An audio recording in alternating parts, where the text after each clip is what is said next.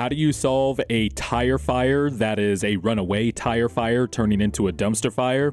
You pour gasoline on it, and that's apparently what the Brooklyn Nets have decided to do. Yesterday, of course, they fired Steve Nash, and I didn't do an immediate reaction video just because I didn't have enough time to record one. Also, I just wanted to give myself a day to think about it. The reports come right after from, Shams Charania and Adrian Wojnarowski that hiring suspended Celtics coach Ime Udoka appears to be imminent. Woj made it sound like the Nets already have a deal in place, and the Nets are basically going to get Udoka without the Celtics interfering. And there are a few thoughts I have on this, but first, I think the winner out of all of this is Steve Nash, because now he's no longer in a situation that has been off the rails for multiple seasons now.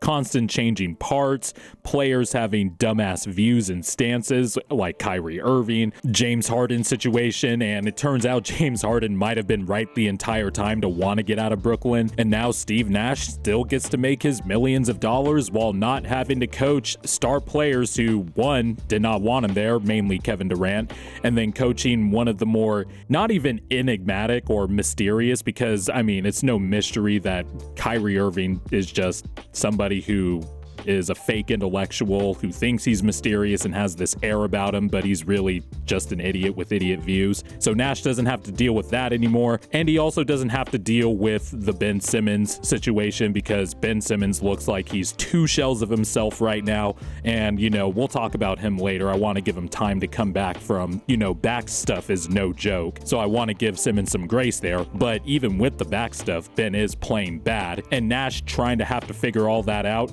Steve Nash, wasn't a good coach. I was somebody who actually liked the Steve Nash hire at the time. I thought it was kind of innovative, getting one of the great point guard minds to become a head coach. Sounded like a great move in theory, but it became very clear quickly that he might have just been underqualified severely for the job. But now the Nets want to bring in Ime Udoka, who got suspended for a year for having an improper relationship with a female staffer. And, all that entails, especially him having a negative impact on the women in the workplace. And the Nets want to bring that over. What's not even funny, but just even crazier is that the Nets currently have a position open for PR coordinator, public relations coordinator. So if anybody is interested in trying to do PR for this type of team, Godspeed to you. I'm sure the link is still up somewhere, but my God, Godspeed to you, because there is no way I would touch this situation with a 50-foot pole, let alone a 10-foot pole. But the Nets want to bring on Ime Udoka and bring in all that comes with that. I am out on this Nets team, which is funny because 2 summers ago, I thought the Nets were the undisputed favorite to win the championship. And then we all know how that went. The vaccination stuff, Kyrie once again just having just some really irresponsible and just completely false views about the vaccine, and then not playing, and then playing on and off towards the end of the year. And then, of course, the James Harden situation, the third James Harden situation in about a season and a half. But this one, James Harden might have been right. And now we're here going into the season. I liked the collection of talent from the Nets, and even after the Ben Simmons stuff and how he did my Sixers, I was still kind of a pro Ben Simmons player, just because, we all have the same thoughts. He's the type of player you would want to be around KD and Kyrie, somebody who's big, 6'10", can push the ball up the court, can pass, doesn't really need the ball if he takes on a different type of role. But it's become apparent that not even Ben Simmons is enough, and Ben Simmons just might not be the same player that he was in Philadelphia, which was a good player with completely glaring flaws that prevented him from being even the second best player on a championship team. Now I'm questioning even the third best player, because Simmons aces in the hole in his game were his passing, his rebounding, and his defense, and his ability in transition. And none of those are showing right now. Even with the back stuff, I expected a little bit more from Simmons defensively, but he's fouled out in multiple games already. He's not even being aggressive getting to the rack, kind of like what Philly fans were begging him to do while he was with the Sixers, but even then he still wasn't aggressive. Now it seems like even from that point in Philadelphia, his aggression has gone down even more, He's completely content with just being invisible in the half court on offense, doing dribble handoffs with Kyrie and Kevin Durant, which are great plays. But when those plays don't work,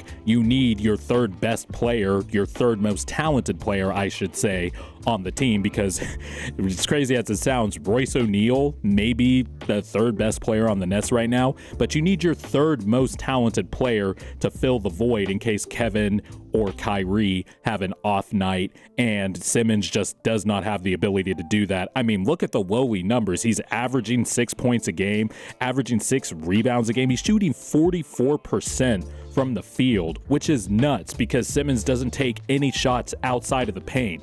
He's clearly a shell of himself right now.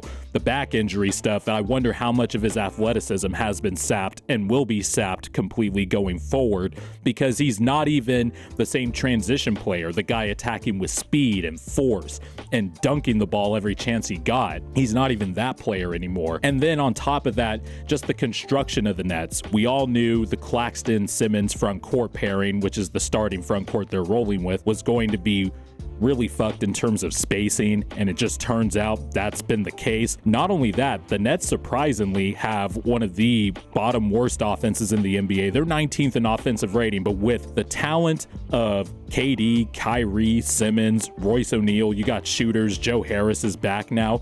You would kind of expect the Nets to at least have an early season hot start, I should say, offensively. That just hasn't been the case. Defensively, it's even worse than we'd imagine. You would hope bringing in a defensive player of the year candidate like Simmons would have at least shored up some of the Nets' defensive issues, but it hasn't shown up so far. Their defensive rating is 28th, and Simmons has already missed 2 games and looks like he could miss more with, knee soreness. It's just not looking good for the Nets. They're a complete tire fire. I am out on them being a contender. I can't believe that there were people going into the season thinking the Nets were a contender. And yes, even if stuff broke right, they were still going to be a high 50 wins team with the second round exit plastered on their forehead. I mean, you could just stamp second round exit if that's their max ceiling. That's just terrible. And by the way, not just defense, but rebounding is a problem for Brooklyn as well, which was kind of expected because Claxton is a little on the smaller side in terms of centers from a height perspective and a weight perspective, and they're allowing opponents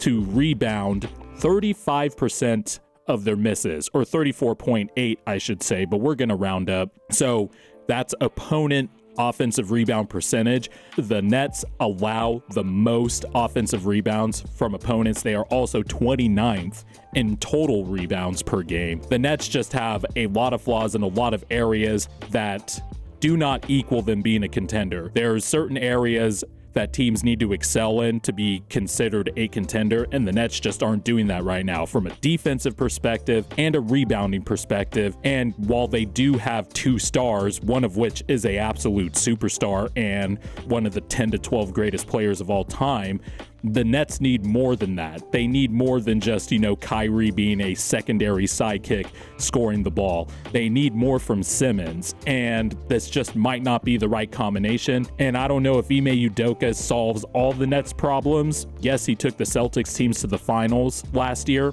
but there still is, the question of, is he a ceiling raiser or can he be a floor stabilizer for the Nets? And trying to ask Ime Udoka, who was suspended for the year for doing some dumb shit in the workplace, and then bringing him over to the Nets to be a floor stabilizer in that situation, dicey proposition.